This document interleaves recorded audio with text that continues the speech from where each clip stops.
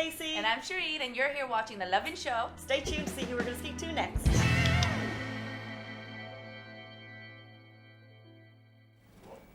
Guys, hello.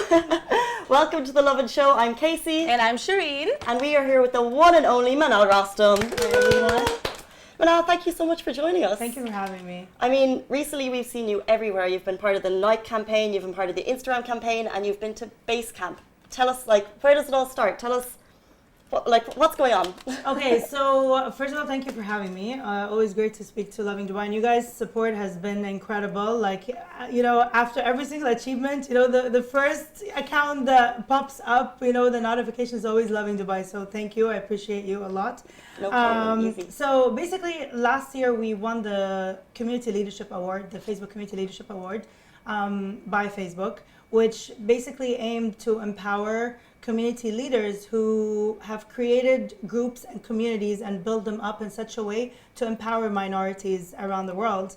And my group, Surviving Hijab, won one of the awards out of 6,000 applications. We won an award as fellows. So basically, we won a grant to help us grow and empower the community in terms of projects and events and perhaps even consumables, whatnot. So I had submitted a budget plan, and one of the plans and projects was to lead up a team of women to Everest Base Camp to spread a message about inclusivity and tolerance. I did not think it was going to get approved, and it was dated for March 2019 because it was like a good season for Everest Base Camp, and it was like right before my races. And it got approved, and we went, 14 women, 11 nationalities. We were promoting a cause about inclusivity, tolerance, and equality for all women.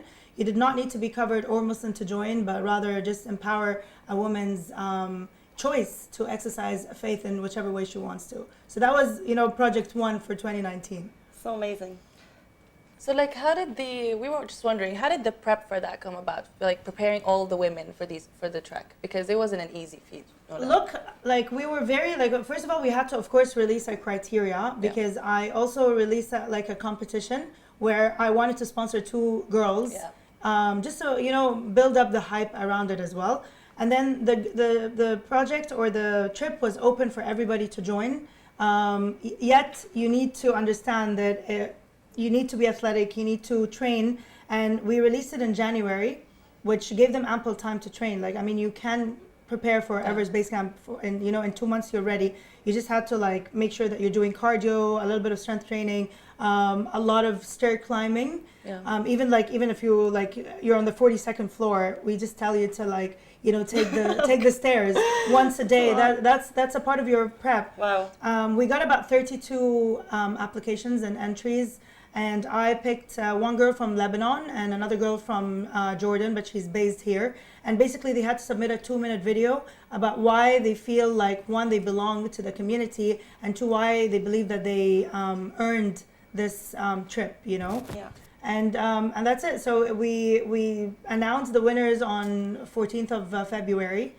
And then a lot of other women started to join, because there is one thing when you announce it and then when it's actually happening for real, because people did not think that it was actually going to happen. And then more countries started to join, and more females and more girls. It was just incredible.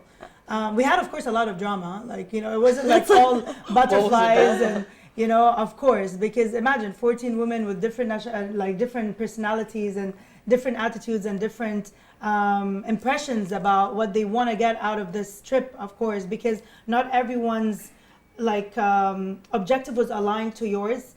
For example, I had my best friend Christina, she's Australian, and she paid for her trip, She obviously doesn't cover, she's not Muslim, but she believed in the cause so much, to the point that I would be walking on the trail, and then, she would stop a group of people. She's like, did you notice our t-shirts? Do you want to know about our cause? I'm like, Christina, I'm not even doing that. Love it. But then again, there were people who were just taking off and not really, which is sad, They just wanted to be, ahead of everyone, or they didn't want to stay. Became a little competitive. So this is in the climb. This is in the climb. So just to show you that it wasn't all butterflies, but at the end of the day, it was 100% success rate. We reached as a team all together on the same day at the same hour.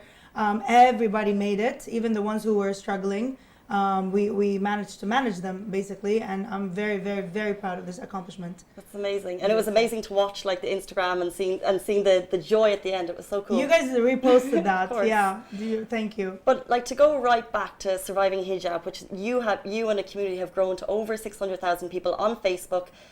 Women's only. Women's only. Where did that come from? Where did the idea? Where did the name come from? Can you explain? So basically, the idea came in 2014 when I just felt like I just felt estranged in my own hijab. Like I felt like, you know, society was dictating my identity. We are banned from entering a few places around the Middle East. We are banned from sports. Like up until May 2017, hijabi athletes were not allowed to participate in international basketball championships. Why? You know, like how can you compare talent with faith, or how can they both clash, in fact, you know? And another thing, for example, the Boxing Federation only lifted the ban in 2019, and you hear so many about these stories. You reach a breaking point, like you're like, you know what? I don't want to do this anymore. I don't want to fight anymore. For the simple, you know, reason that you want to exercise your faith in a certain way. So I was going to take off my hijab, or I actually thought about it, you know, but then I decided not to, and I decided that I was going to give it a little bit of a test period or trial period where I was going to set up, you know, Surviving Hijab as a community to help women come on board and share like stories that they wouldn't share otherwise or in other places. Yeah. And it just boomed, you know. Within 2 months we hit 40,000. Amazing. And then it inspired me, you know, to make me like send an email to the head coaches of Nike here in the Middle East asking like, why isn't there a Muslim woman representation in campaigns? And then he was kind enough to respond to the email, and we took the conversation further. Within a couple of months, I became the first ever hijabi to be featured, thank you, in a Nike Middle East campaign. Of course. And then from there was just like amazing, surreal, crazy events. I was hired as a part-time coach and a trainer. I visited Portland. So I think the success of the leader, they call me a leader, but like I'll take it. I think like the success of the leader helps inspire, these women to continue to push, as opposed to like a leader who doesn't really do much. So I feel like I was leading by example. Not necessarily intentionally, but I was really leading by example in the sense that I was trying to go against the current and give them space to create and to be the best examples of themselves. And on that note, you actually speak about, being the first Egyptian woman to do a campaign with Nike as a hijabi. We got to see the Nike Dream Crazy campaign, the international one. How did you feel, first of all? Like, did you see the campaign before you were approached to do yours?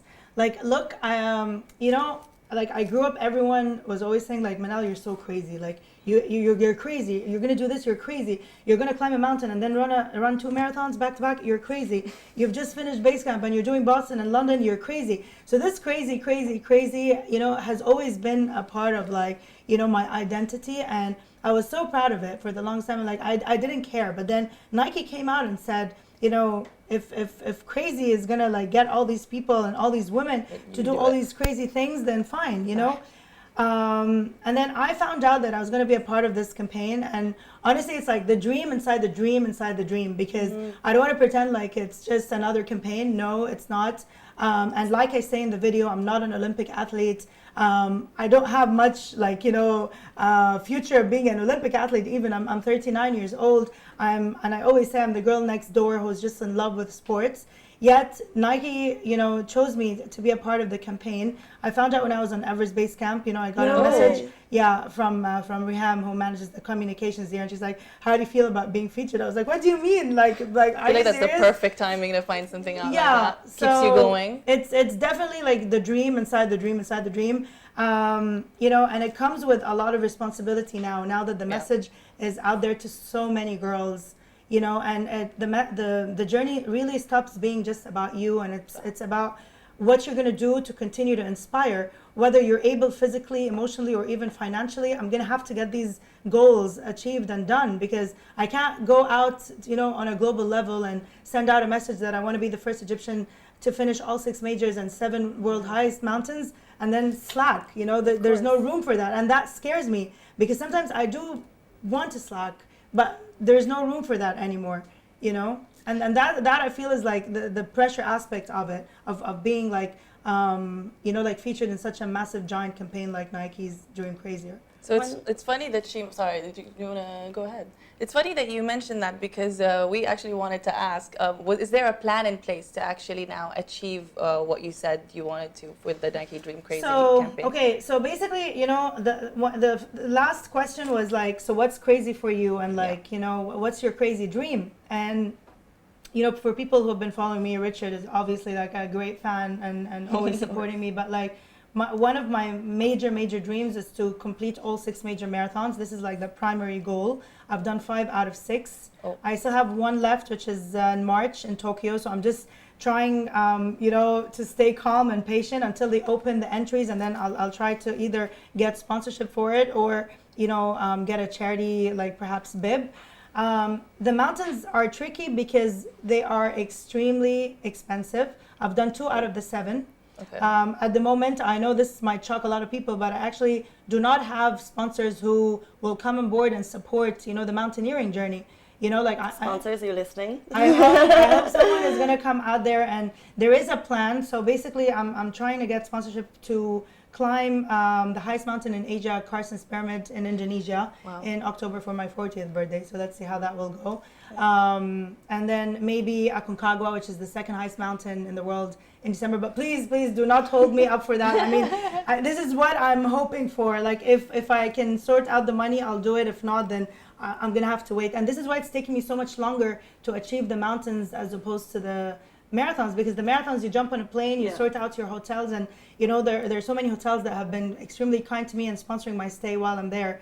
But with the mountaineering, it's gear, it's expedition cost, it's permits to enter, the mountaineering area. So it's crazy expensive. Okay.